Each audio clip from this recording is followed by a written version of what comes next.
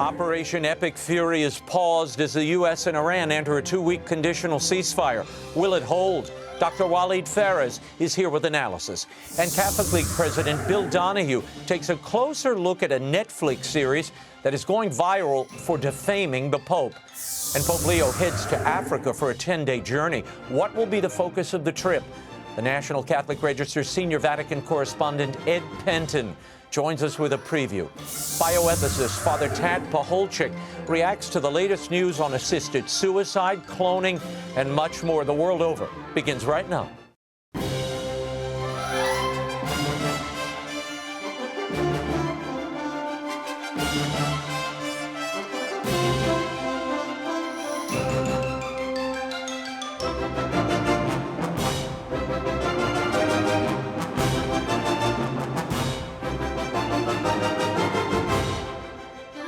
Now, Raymond Arroyo. A warm welcome to all of you joining us in the United States and the world over as we celebrate our 30th year. We've got a great show for you this evening, and if you'd like to comment, send me an X post. I'm at Raymond Arroyo and always at Arroyo Grande Show on YouTube. This week, the U.S., Israel, and Iran have reached what's being described as a limited 2-week ceasefire following 32 days of Operation Epic Fury.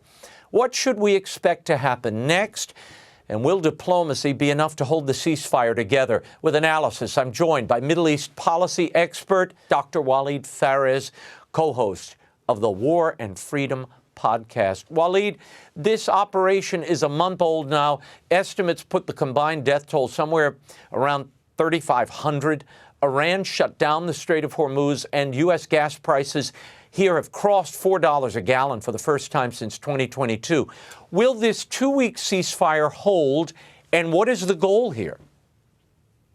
First of all, will it hold? It depends really this time on the Islamic regime in Iran, because they are the ones who sought this engagement, because they know and they saw that the combined power of the United States and of Israel at the same time took out most of the strategic arms of that regime. No Navy, no Air Force, 80% of the ballistic is gone, 60 to 70% of the first-level leaders of the Islamic regime are gone, in addition to, of course, the credibility of the Islamic Republic. So what they're trying to do, that's the Khomeinis, whomever is calling the shots on the inside of the IRGC, is to gain time. If time to be gained is done through negotiations, they will. But it's not going to be an easy negotiation. Just days before this ceasefire, I mean, we were, I guess, on the brink of what can only be described as Armageddon. I mean, President Trump posted on Trump's social, quote, "A whole civilization will die tonight, never to be brought back again," end quote. He had told reporters the day before that he was prepared to destroy Iran's civilian power plants and bridges if no deal was reached. When you heard those words, what went through your mind and the minds of the Iranian people, do you think? In my own mind, I knew what he meant. He meant not the Iranian, Persian historical civilization. He meant the jihadists. He meant their caliphate. He meant basically the Khomeinis Islamist regime. They would be gone forever. That's his threat. Second, with regard to the population, he already has told the Iranians, let's remember, you and I spoke about it a few weeks ago. Go to the streets, seize your institutions, and even fight back. So it is clear to me that he wants the people to be saved, the regime to be destroyed. Now, of course, he put it in a dramatic way, as he does all the time. Right. But the Iranian people, despite what he said, the actual Iranian people, they want him to do anything he can to save them. Do you think that what some would call reckless language, that actually brought them to the negotiating table in a way they might not have otherwise? What brought them to the negotiating table is the effects of his powerful military. It's Pete Hegseth and our intelligence communities who destroyed basically what the regime can use. That convinced them. And they did math, real math. The combination between the U.S. and Netanyahu's government in Lebanon against Hezbollah, that means the end of their civilization. So they wanted to stop it, to slow it, to negotiate, but they're not going to actually go where the president wants them to go. That's my prognostic. Before I get to my next question about negotiations, who is the U.S. really dealing with here, Walid? And how credible are these people who are allegedly the Iranian leadership? Where the Iranian leadership, meaning the Khomeinists, come from, is a combo of the IRGC, meaning the heads of the militias, the head of the SS in World War II language, but also you have the people of the money, the billionaires, the trillionaires inside the regime. Remember, this is a regime that has been making a lot of money from the Obama years, Iran deal, and the Biden years. A lot of money came in. So they are in discussions, internal discussions among each other to see how to approach the Trump administration and how to make sure that the Israelis are not going to continue their action against Hezbollah. Iran's foreign minister told Al Jazeera that he's been in communication with Steve Witkoff, who's the president's representative here, but that Iran has no faith that negotiations with the U.S. will yield results. The Iranian president told the European Council president that Iran has the will to end the war, but needs guarantees. Walid, how will diplomacy now work? And what are Tehran's non-negotiable conditions? You and I have used a term, and I explained it many times over the years, called taqiyya, which is a ruse, which is basically a camouflage. And the Khomeinist ideology, you know, legitimized that term, meaning, in other words, they lie. They tell their own people that they're not going to make concessions so that they are still with them and, you know, do not go away. They tell the Europeans, oh, it's the fault of the Trump administration, they're not serious. And then they tell the Trump administration through these envoys, and I would even say those go in between the brokers, that, oh, yeah, they are serious. They will offer the president, but they have to tell something to their public. So the bottom line, we go back to square one, Raymond. It's time. They want to buy time. They'll do anything to buy time, even trying to convince their foes, us, that they are serious, but then telling their own people, the militias, that this is just a tactic. Yeah, interestingly enough, Israel insisted that Lebanon be carved out of the ceasefire, Walid. Why is that? And what does Netanyahu gain by keeping that front open and continuing Israeli strikes there? Well, the question is, Raymond, why would a regime, an Islamist regime, at 1,000 kilometers away, want to get involved in an operation that has nothing to do with Iran in Lebanon? Because that could go also to be true with the Houthis in Yemen. So if the Israelis accept not to go after Hezbollah in Lebanon across their border, then the regime will say, oh, the Houthis also, I don't want you to touch the Houthis. I don't want you to touch the militias, the Iranian, the Islamic regime militias in Iraq. And it could go all the way to, guess where, to Gaza, to Hamas. So the regime has no right to restrain Israel that is fighting its own enemies. But President Trump is telling them, no, we have not covered that. At the same time, he told Prime Minister Netanyahu to go easier at this point in time.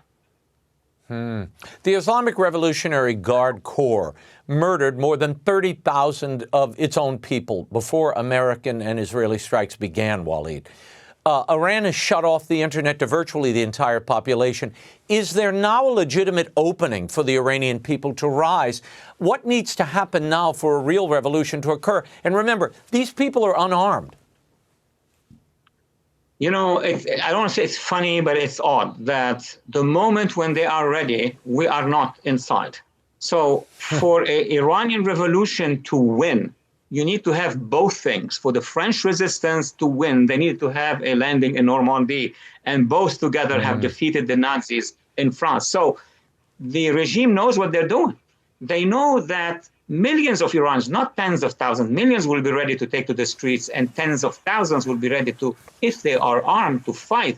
That's why they reached out to the United States. Remember in the beginning of the dialogue between you and me, I said, well, the regime knew that if they don't now paralyze the American action or engage the American action, they know that their civilians, their people, will be armed and will attack. See, these are the 2 points that we need to be very, very focusing on. Should we arm the Iranian people? Should we give them the legitimacy? I vote that yes, that's the only way to make sure that the regime will go down. The only way. If this regime falls, who or what fills the vacuum, Walid? I mean, last time we saw this kind of power collapse in the region, we got ISIS. So we know Iran is not Iraq, but it has 70, 80 million people, a sophisticated, educated class, a diaspora. What does a post-Islamic Republic Iran look like? And is there a plan for peace? I would say with confidence that 80% of these 90 million people are against the regime. They're not necessarily for somebody against somebody else. Then they will divide into political parties. We know that there are some leaders, other than others, who have the confidence or the vote of the people. There are also ethnic and religious minorities.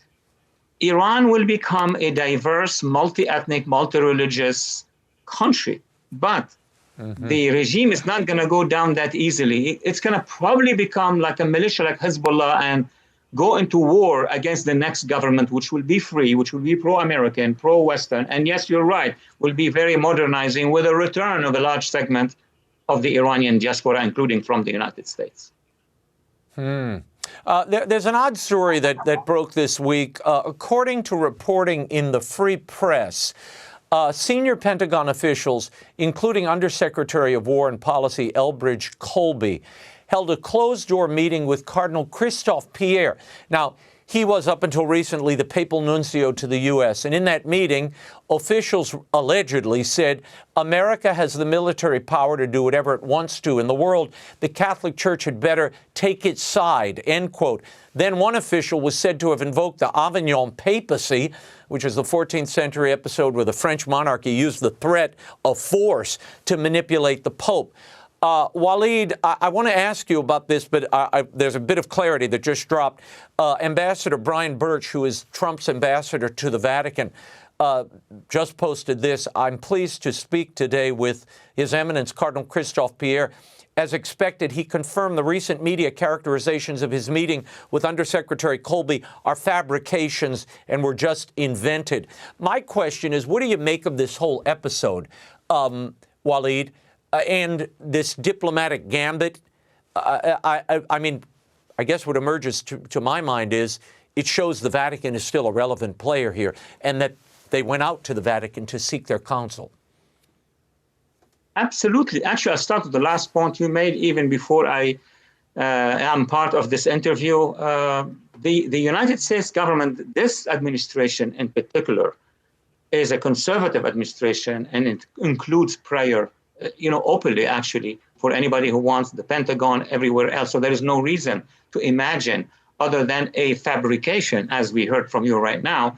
And behind the fabrication, you could find a lot of the far left, a lot of the supporters of the Iran deal, those who want to create a wedge between the Catholic Church and also the United States, knowing that we have millions and millions of Catholics here. Millions among them are serving in our armed forces. So this looks like a manipulated matter to create that wedge between the two parties, but the two parties are smart enough, old enough, especially the Vatican, to understand what's going on. Yeah, I didn't quite buy this story the way it was reported because there was a alleged journalist, a guy who's run for office as a Democrat, who was kind of legitimizing this story. And I thought, look, you're always in a bad position when you're trying to align papal teaching with a particular policy prescription. The church will always be at odds with either party on policy. The church sets forth a moral high ground, an ideal that is to be observed, and both parties are going to fail to meet it in every way. But you need that moral ideal advanced. And I always worry when people try to turn the Pope into a partisan on one side or the other. There was a story today that he met, he ran over his time in a private meeting with David Axelrod, the Democratic strategist under Obama. What that means, I don't know, but there are some trying to say, oh, look, he's taking his marching orders. I take all of that with a grain of salt. But look, in the U.S., there's a controversy in Florida over a proposed domestic terrorism bill. The Council on American Islamic Relations, CAIR, has organized protests against it. They're saying such a bill would create a police state. Walid, you've written extensively on CAIR, its origins, the relationship to the Muslim Brotherhood. What exactly is this Florida legislation?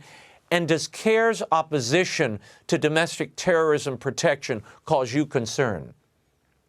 Well, of course, I am among the first ones since the 90s I had encounters with that organization called CAIR, which in fact is a front to the Muslim Brotherhood, and they're not shy to say that. CAIR has been trying to obstruct any awareness by the American people, including all religions, about jihadism. They want to cover up jihadism. I tried in my first book, post 9/11 book, to say, well, jihadism is an ideology. We're not dealing with theologies. Nobody's in America, the majority are not, about this religion or the other religion, but CAIR is. CAIR is fighting a battle along with the Islamists across the United States to legitimize the jihadists. They are the ones who are pushing for charge of Islamophobia. Islamophobia is a weapon by the jihadists to stop the critique of these jihadists. So what happened is that in Florida, and I think in Texas as well, the authorities, the government, the local state have realized the threat of the expansion of that ideology. And that's why they have these legislations, and that's why CAIR is opposing them. Before we run out of time, Walid, when the clock runs out on the 2 weeks that we are now in the middle of, this 2-week ceasefire, what are the things necessary for stability in Iran, and is there a genuine off-ramp that ends in freedom for the Iranian people? I know how the Iranian people are gonna rise, will rise, and will defeat the regime. I know that we have the capabilities of helping them. What I don't know now at this point in your show, how we're gonna build that bridge. At this point in time, we have allowed the Islamic regime in Iran to take time. How long that time would be before we discover, all of us, including our administration, our Congress, that they are playing, that they are maneuvering, that length of time is what would worry me. Okay, Walid Phares, always enlightening. You can catch the War and Freedom podcast at War Freedom on YouTube or wherever you get your podcasts. Walid, thank you for being here. Thank you, Raymond. He's one of the most tenacious defenders of Catholics in the public square, president of the Catholic League, and his newest book, Christianity in the Crosshairs, are at bookstores right now. He's here tonight to weigh in on a controversy that's erupted online involving the Netflix series The Sandman. There's a provocative scene involving a pope and a Vatican Cardinal. Please welcome back to the program, Dr. Bill Donohue. Bill, the streaming series on Netflix, The Sandman, is based on Neil Gaiman's comic, and it features a scene that has really caused a lot of alarm. In its second season, which actually began airing back in July, there are characters disguised as the Pope and a Vatican Cardinal, and they engaged in a provocative embrace and a kiss. The clip has suddenly gone viral just in time for Holy Week. Now, these are not characters in the show. They're actually the Norse trickster Loki and the Shakespearean mischief maker Puck in disguise. Before we get to the timing of all this, what do you make of the narrative framing that these are trickster characters wearing papal vestments to sow chaos inside the Vatican? Well, they can spin it any way they want. It's all about really just trying to insult Catholics. But, there's a certain banality to this. I mean, quite frankly, it's getting very boring. I mean, what do we have now? A bunch of little homosexual boys and girls sitting around giggling about this? I mean, everyone else has gone way past this. On the other hand, I have to say, they don't choose any other religion to try and play these games with and then try and spin it. We're not really talking about your clerics.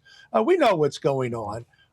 There's a fascination with sex in Hollywood and in the entertainment industry is in general. They keep saying Catholics are hung up on sex. We're not hung up on sex. Those guys are hung up on sex. So this is another kind of really rather stupid way of trying to say we're going to please our audience, which tells me something about the juvenile mentality of the people who watch these shows.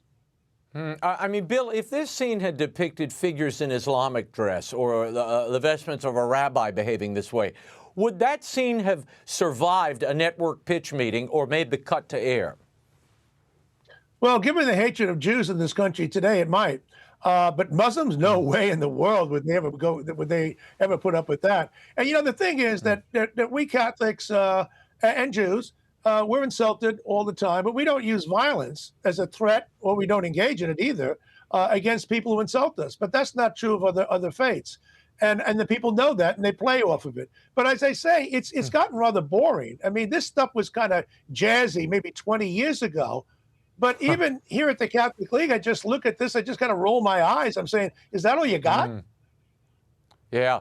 Well, as far as the timing, though, this clip was circulated through Netflix's own promotional channel, apparently, Bill. So Netflix chose to put this imagery in front of their marketing at Easter time, even though the series actually premiered last summer. What does that tell you about the intent? Well, the fact that they chose Easter time is very clear. I mean, they don't choose Ramadan to go after Muslims. They don't go after Muslims at Christmas time, never mind during Ramadan.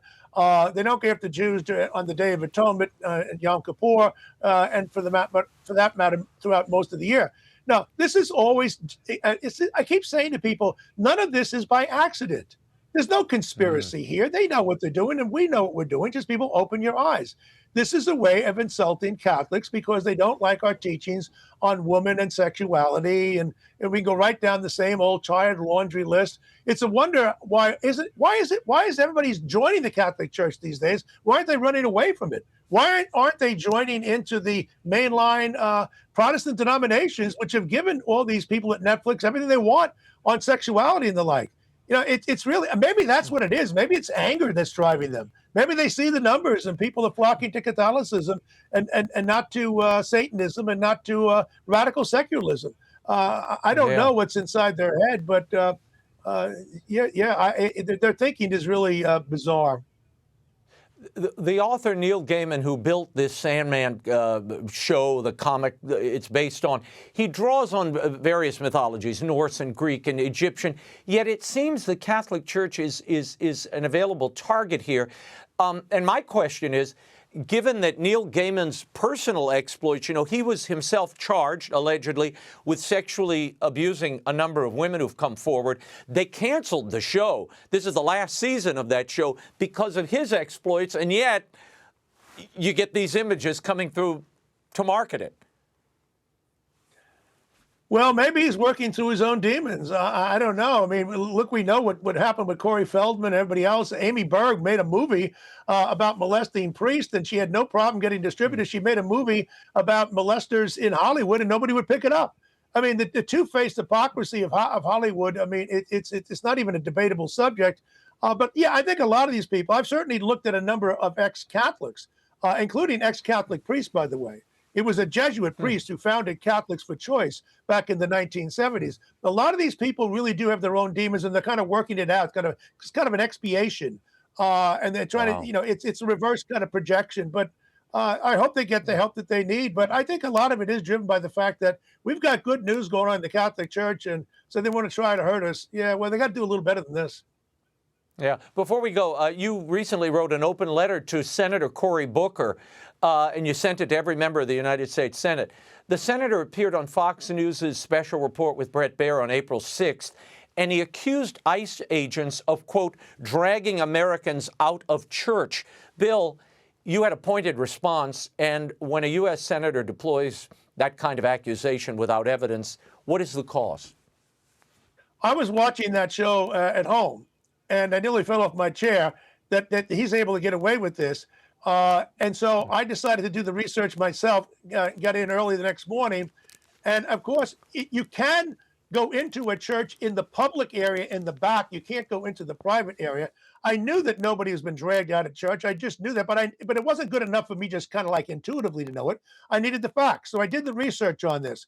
There's only one place in the United States that argued this, and that was the former Daily Worker, the public arm of the media arm of the Communist Party of the United States. It's now called People's World. And I used to debate these people. And they came out and said, yes, the ICE agents are dragging people out of church. I read the article. They didn't give one example where anyone was dragged out of church. They're talking about people, you know, mowing lawns on a church, or people running across a parking lot, and things of that nature. So they lie about it, but they lie about it with alacrity, and people believe it. Senator Booker is a prominent member of the Democratic Party. He's a presidential aspirant. The man is an absolute liar, and I've called them out on this. If they think that I'm wrong, then show me the evidence. Either that or then shut up. because what he's doing, he's demonizing ICE agents. He's also undermining his own credibility, and he's trying to frighten Americans into thinking that if you go to church on Sunday, next thing you know, some goon's going to come over there and lasso you. I find it despicable, and as a veteran too, I also take offense at this nonstop assault on law enforcement. Not just because I'm a Catholic, but also as a veteran. And people like Cory Booker should know better. One last issue, Bill. You wrote a column recently on pacifism titled, "Is Pacifism Moral?" And you conclude, well, I won't run ahead to that, but the timing of this I found interesting, since Pope Leo has been very vocal of late, calling all nations to lay down their arms. Why is that a problem? Because of the mismessaging that's taking place. We believe in the just war doctrine. And even the Pope came out on March the 1st and he said that the only way to bring about peace is through negotiation. That's not true. We had wars. We have many wars that bring about peace. Now, negotiation is always preferable to violence. Everybody understands that. But don't tell us that the only way is. And so I look at what St. Augustine said. I look what the Catholic Catechism said. I look what Pope John Paul II said. I've looked at the church documents, and they all argue that it is necessary at times for national defense and for self-defense to protect yourself. And sometimes you have to go to war. All those people are not wrong. In fact, they're all right. And I mentioned in my piece that I was lectured to with hundreds of other Catholic professors sitting there when some Quaker from Carnegie Mellon University spoke to us and said that we had an immoral religion because he was a pacifist, and if we followed their teachings, we wouldn't have any problems. And I put up my hand and said, I got something to say to you. I said, none of us would be alive in this room today had it not been for the Army back in World War II rejecting everything you've said. We're alive today because men and women picked up arms and defended the country. And that was dead silence in the place. The guy had no rebuke, could say nothing. I don't need to be lectured. When these people are talking about pacifism and they would allow innocent women and children, non-combatants, to die when they could take out the enemy, they are the immoral ones. And they don't believe in peace. I believe in peace. Sometimes you have to fight for it. They believe in surrender. There's a big difference between peace and surrender. And I hate their self-righteousness. Bill Donohue, never at a loss for words and always bringing the fight. Thank you for being here. Christianity in the Crosshairs by Bill Donohue is available now at bookstores everywhere, online, as well as EWTN's catalog. Thank you, Bill. Thank you so much. Pope Leo XIV is making an apostolic journey to Africa from April 13th to the 23rd. The trip will focus on peace and supporting marginalized communities. This will be the first ever papal visit to Algeria, a mostly Muslim nation with a tiny Catholic community. What should we be looking for, and what should we focus on as Leo's visit unfolds? Here with a preview is the senior Vatican correspondent for the National Catholic Register, Edward Pentin. Ed, good to see you. Happy Easter. Pope Leo will take 10 days to visit 4 countries on this historic visit to Africa. Give us the lay of the land. Where is he going, and why is he going to those places and nations? Right, Raymond. Well, he's going to Algeria, Cameroon, followed by Angola and Equatorial Guinea from April the 13th to the 23rd. It's his longest trip so far. It's not that long compared to other previous popes. Of course, John Paul had trips that lasted 15 to 20 days. This will last 11 days. But his primary, I suppose, the most important visit in his sense, I suppose you could say, is Algeria, in the sense that it's where St. Augustine was born, of course. He's an Augustinian, Pope Leo. So he'll be going there. That's a very significant part of the trip. He'll be visiting Annaba, which is where Hippo used to be. And he'll be visiting the archaeological sites there and celebrating Mass there as well in the Basilica of St. Augustine. But the primary purpose of the trip, as you said, is really to highlight peace, justice, and development in these countries, and also Catholic-Muslim dialogue, while meeting, obviously, the political and church leaders across the 4 countries, as he always does, as the popes always do in these trips, and also the laity and religious as well. Yeah. Well, Africa is certainly the most rapidly growing region of the Catholic Church globally. But I mean, by some projections, more Catholics will live in sub-Saharan Africa by 2100 than exist in the entire world today. Ed, what signal is Pope Leo sending, do you think, about where he sees the future of the Church through this visit? Yes, well, it's interesting. Matteo Bruni said today, the Vatican spokesman, that the trip, the focus on Africa is really because it's sometimes forgotten. The continent's often forgotten at a time when reaching out to this continent and listening to its concerns can be of great value, he said. And also because there are certain examples coming from these countries in particular of coexistence and how they can have victory really through peaceful negotiations and mediation after conflicts. They've all had conflicts in one way or another. And so they've all come through the other side, although Cameroon is still suffering very much from internal disputes and conflicts there. But otherwise, I think there's a great sense that there's a lot of a good example that these countries can give of overcoming conflicts in these conflict zones. Well, we've seen African bishops emerge over the last few years as some of the most doctrinally traditional voices in the church, particularly on issues like marriage and family and sexuality and the limits of inculturation. The American Bishops, or rather the African Bishops Conference recently issued a document firmly rejecting polygamy as incompatible with sacramental marriage. Ed, what is the dynamic between Leo and the African hierarchy? And is he going there to affirm them and their theological traditionalism in some ways? That's quite possible, Raymond. There wasn't much talk about that from Matteo Bruni today in the press conference, but he did stress that family, the importance of family, will certainly be a key issue that Pope Leo will raise. But yes, certainly the African continent, the church in Africa is very much conservative in terms of moral teaching, and so that is likely to be something that will be at the forefront of what's discussed. He's going to give many discourses during this trip, and celebrate 8 masses. So there'll be plenty of opportunity for him in homilies and messages to get those points across. Ed, China has deep economic influences across Africa. I mean, there's ongoing violent conflicts in several nations. The Pope has already been extraordinarily vocal about what he calls wars of aggression and the globalization of indifference. How much of this trip do you think is pastoral, and how much will carry diplomatic and geopolitical weight? I think, like most of these trips, Raymond, it'll be half and half. It'll be very much pastoral, but also there'll be issues raised about politics, especially to do with corruption, of course, as well, because that's a big issue on some of these countries. But also one aspect we haven't talked about yet is the interfaith dialogue, which is also key to these countries, particularly Algeria, and the Christian-Muslim relations. It's interesting that although it's the 30th anniversary this year of the martyrdoms of the 7 Trappists in Algeria, who were martyred there by Islamists, he won't actually be visiting the monastery there, which has caused some discussion. Apparently, that the Holy See hasn't even inquired about that. There was a question at the press conference today whether the Algerian government had blocked the Holy See from making a trip to the monastery, but Matteo Bruni wouldn't answer that question. He said he had nothing more to say about it. But it's also interesting that he will be visiting the Grand Mosque of Algiers, which is quite a contrast, that he won't be visiting this monastery or these other places where 19 martyrs died in Algeria in the 1990s. So it's not just Tiberine, which is where this monastery is. There are other places too where he won't be going. So that's a bit of a question mark.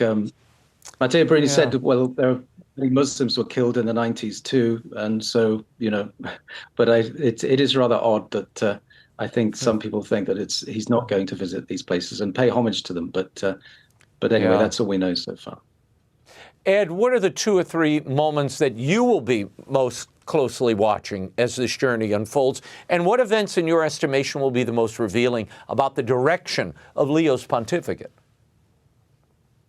Yes, well, I think it'll be interesting to see his visits to St. Augustine's birthplace. I think that'll be, very, very interesting, especially for him and the sort of Augustinian heritage there. But also, I think the masses, the homilies, what he's going to say, what he's going to focus on there, I think is something to watch. I think these issues are very much of concern to him. Of course, migration is going to be important to him here, and these kind of issues. But yes, as you say, it'll be interesting to see whether he'll bring up particularly the sort of the moral teachings and how much he'll discuss that, the marriage and the family over there because of these key issues, especially related to polygamy too. Right. So I think these are all going to be aspects to focus on, but we'll have to see. It's going to be an interesting trip, certainly. Yeah. And a Before long we one. run out of time. Yeah, I can't believe we're only a few weeks away from the first anniversary of Leo's election. We were there during that conclave that elected Pope Leo. He has chosen not to come to the United States, which is significant since it is America's 250th anniversary this year. He's going to Africa instead as his first international journey. What is the Pope's itinerary here and his choosing Africa first tell us about who he is and what he intends to do as Pope?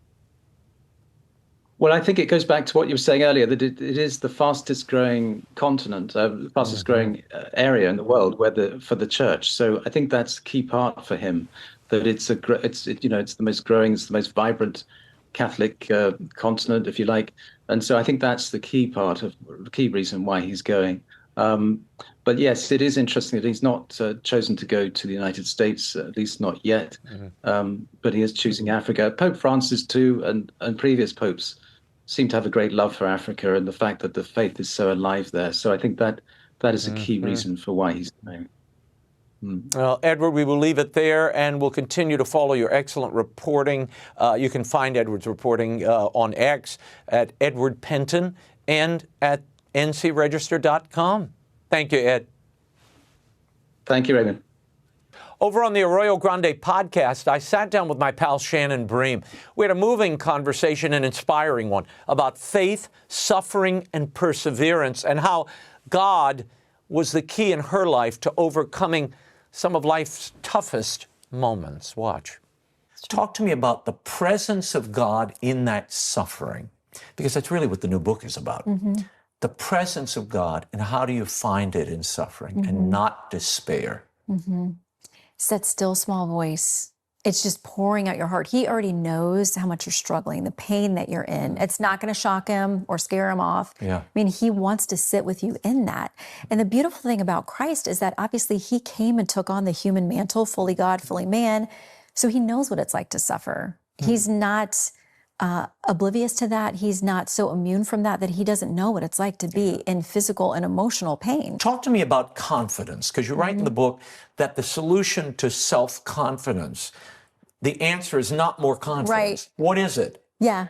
It's more dependence, which is completely flies in the face of what the world would tell us today. Yeah. It is more about you. Hype yourself up, get more likes, be the brand, do all of these things. But that's so antithetical to what God calls us to. I think he makes us so that we are dependent. We need to be dependent on him. To get anything done. And that's why I think he uses such flawed, broken people, because in the end, it can't be about them. It's got to be about God. The full Arroyo Grande interview with Shannon Bream is on YouTube at Arroyo Grande Show, or wherever you get your podcasts, Spotify, Apple, iHeart. And be sure to subscribe so you never miss an Arroyo Grande episode. And it's free. And of course, be on the lookout for Friday's installment of The Prayerful Posse. We talk about the Pope's war stance and that Netflix sacrilege and much more. Go to Arroyo Grande Show wherever you get your podcasts. Canada is closing in on 100,000 state-assisted deaths, if you can believe it. That's more than all the Canadians who fell in battle in World War II. In Australia, a woman made history by donating her organs after taking her own life. And in Spain, a 25-year-old woman who was not terminally ill won a court battle for the right to be euthanized. The culture of death is spreading at an alarming rate. Here with analysis of these stories and more, neuroscientist and senior ethicist at the National Catholic Bioethics Center, Father Tad Pacholczyk. Father Tad, so great to see you. This Canadian story is very distressing to me. Canada's Medical Assistance in Dying program, they call it MAID, is approaching 100,000 state-assisted deaths. Some 45 Canadians are now being euthanized every single day, Father. How did Canada get to this point from a narrowly passed law in 2016, which we talked about at the time, to what amounts to nationalized death machines in less than a decade? Yeah, so I think it's remarkable. You mentioned MAID. These acronyms kind of drive me a little bit crazy. They also talk about VAD, voluntary assisted dying. And it's like, oh, voluntary. Oh, it's voluntary, therefore it's okay. All of these acronyms are sort of trying to pre-package a conclusion that something wrong is actually okay. And, my favorite one, though, I think you're going to be bringing this up about some of these individuals who are mentally ill, and they go and they request from the Canadian authorities to be euthanized, and this is sometimes permitted.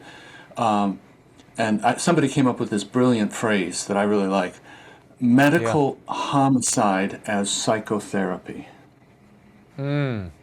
So, yeah, that's really what it amounts to. I mean, when you break it down. That's what it Look, amounts critics to. of MAID's expansion, Father, they warned from the very beginning that eligibility criteria would creep to include terminal illness, chronic conditions, and mental illness. We see that in the case of that 26-year-old man who was approved for MAID because of diabetes, vision problems, and seasonal depression. His mother said she never thought any doctor would approve a 22-year-old for assisted suicide due to blindness. Well, is this not the slippery slope that the church was warning about? Oh, totally. Totally. And, the way this is marketed, as you're aware, is to say, oh, don't worry, we have all kinds of controls in place. You have to go through review boards. You've got to get, second opinions from physicians. And it just goes on and on. But the reality is that as soon as you put any waiting periods in, they immediately expand it and say, no, you don't have to wait a month to do this. You can get it in 2 weeks. You can get it in a week if you're, and so this is where we are. We are on the very slippery slope. And in one sense, it might be pretty discouraging, I think, for people who have been watching the kind of march of an advance of death in such big societies as Canada and ours. But on the other hand, I was encouraged recently. Scotland turned away assisted suicide. They voted against it. There was a referendum that came up, and their members, of the parliament voted it down. And then the other thing that impressed me was Slovenia, where Melania is from. They had legalized physician-assisted suicide, and then, believe it or not, they completely reversed it. And they had to go out, they had to gather, I don't know, it was 30,000 signatures. This was really hard to do. There's only 2 million people in that country. And they got it, and they reversed it, and now it's like, wow. So, this is not some kind of hopeless prospect. We have to all understand this is a serious issue that calls for action, calls for commitment to reversing these types of pressures that are being applied to us. Well, and unless Americans think this is not happening here, it is. New York State just became the 14th state, the 14th, to pass a version of assisted suicide. The New York State Catholic Conference called it a warning, called Canada a warning, and another stat I found so disturbing. In 2021, nearly 10,000 Canadians were euthanized. That same year, only 2,000 shelter dogs were put down there. Now, Father, what needs to be done to turn this around at this point? Is it too late for Canada? And will the U.S. eventually follow? Well, Canada is going to be a hard nut to crack. I'm convinced. It's, it's gone pretty far down this road, and I think, but I do think something similar to, what happened in Slovenia has to happen there, in the sense that what they did in Slovenia was that they got all the churches together, and they said, will you guys support a referendum to overturn this unjust law? And then all the churches didn't sign up right away, but eventually they all got on board. Then they issued a common statement, and then they issued shared prayers. It was remarkable. It became a kind of groundswell. We need that kind of thing. We need some leadership and direction in Canada. Canada has, I think, a Catholic backbone still somewhere, And so even though let's hope they find it. Look, in Australia recently, a 55-year-old woman dying of motor neuron disease underwent voluntary assisted dying and simultaneously donated her lungs, kidneys, and heart valve. She's being called the first person in the world to self-administer an assisted dying substance and then donate her organs. Why does the sequencing of these two decisions matter so profoundly, Father? And isn't this just another example of incentivizing death? Absolutely. The incentivizing piece is there. It's like, look, if I can get some good out of this, help someone else. And she made this very argument as she was carrying it out. You know, she jumped into a limousine with her 2 dogs and with her 2 daughters, went to the hospital, took the poison, killed herself, and then her organs were extracted. Raymond, this is so common sense. Anybody who proposes suicide as a way to get organs, it has to be an absolute exclusion, red line that cannot be crossed. And those organ procurement organizations and other groups that are involved with the process need to really come out and say this is unacceptable. This is not a way to get organs. No, it's immoral. It's immoral and it's macabre. In Spain last month, a 25-year-old woman named Noelia Castillo, who was a paraplegic after a suicide attempt following a brutal assault, won a legal battle against her own father for the right to euthanasia under Spain's 2021 law. She was not terminally ill, Father. The U.S. State Department, by the way, is actually reviewing her case as a potential human rights violation. But when a young woman in despair is granted death rather than an option of healing, what has gone wrong with our understanding of human dignity? Yeah, and what has gone wrong with the medical system? Because I think in a lot of places you feel like, gee, we've got to wait forever to see a specialist for my particular cancer or my particular heart disease or whatever. Wouldn't it just be easier and cheaper, heck of a lot cheaper to, you know, these drugs to kill yourself for a few $100. And I think that the number crunchers are aware of this, and there's real pressure here to, make a quick exit. And this is unjust all the way up and down. The financial piece is real. In Slovenia, they used this, again, as an argument, and people were like, yeah, we've seen that. We've seen how inaccessible our own healthcare system can be and how expensive. And so obviously there's this real pressure. So this is why everybody's marked, Father. Everybody, not only the frail elderly, all of us. No matter the condition we might find ourselves in, there is economic pressure to get rid of you quickly so as not to expend any funds in the health system, no matter where you are. Well, absolutely. And I mean, you're pointing out so correctly that the disabled have a big target right on their back, and they know it. The disabled from the beginning of all of this have been saying, this whole idea of physician-assisted suicide or active euthanasia is just a total crock. And we're going to be caught in the crossfire of this. And they are. Yeah. They know it. Because they're not productive enough, supposedly. You know, here I am in my wheelchair, not doing much for the good of others, and so you can relegate me. And it's like, no, you're valuable, you're beautiful, you're important. Everyone with a disability is here for a reason in our Lord's beautiful plan. And so, I just think that's a message we've got to work on. Yeah, when I hear these stories and read them, I think, look, we're all one false step on a curb or a slip out of the bed from being in that same position. So lest you sit there, oh, well, I'm fine. No, you're not. It can happen like that. We've seen it. Here's a deeply disturbing story out of Switzerland, Father. A 64-year-old American woman became the first person to use a suicide pod.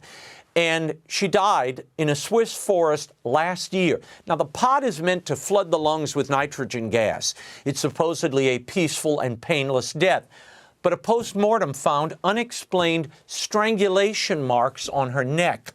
The doctor on the scene was overheard on a phone call saying she's still alive. Father, what does this train wreck of a story tell us about the fantasy of a mechanized, distant, peaceful, solitary death?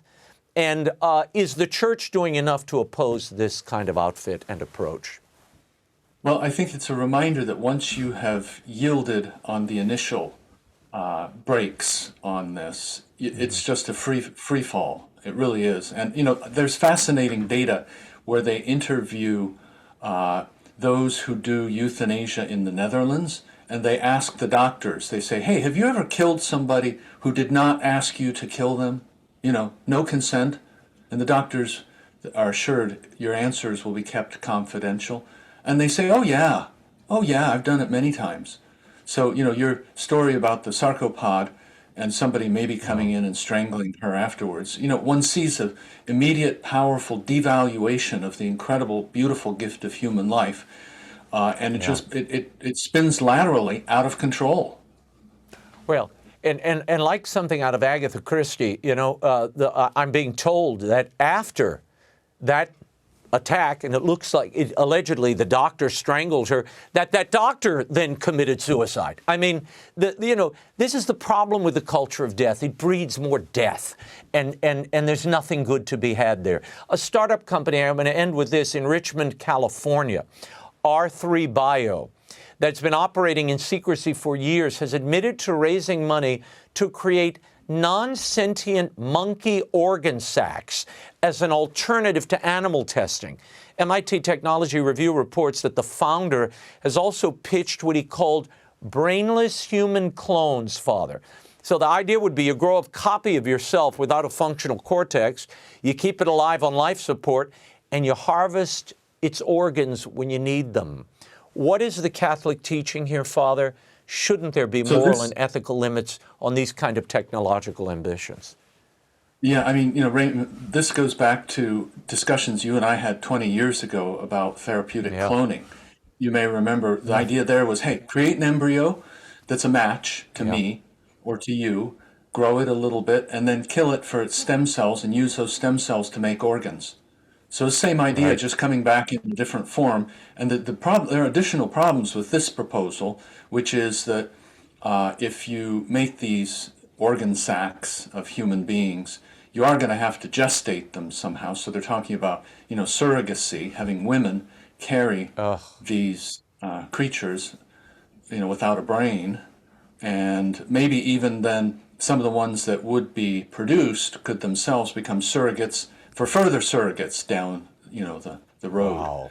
So it just gets macabre and bizarre as people, I think at the end of the day, what's the pressure here? It's a sense of, hey, I don't ever want to die. I want to find a way here to live forever, which is a good aspiration, but you got to be very careful about the means that you choose to pursue that. And people are not being very circumspect or careful in that regard. They're just running after whatever. And in a sense, idolizing science and transhumanism and the powers of medicine in ways that they really shouldn't. It requires greater circumspection.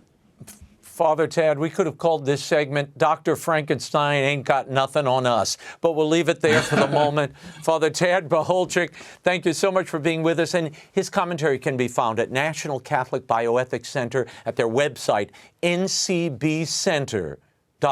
Father Tad, always a pleasure. Thank you. Thank you so much, Raymond. Always a pleasure for me as well. That is all the time we have for now. Be sure to catch us next week. Until then, we'll be scouting the world over for all that is seen and unseen. On behalf of the staff and crew of EWTN News, thank you for watching. I'm Raymond Arroyo. Bye now.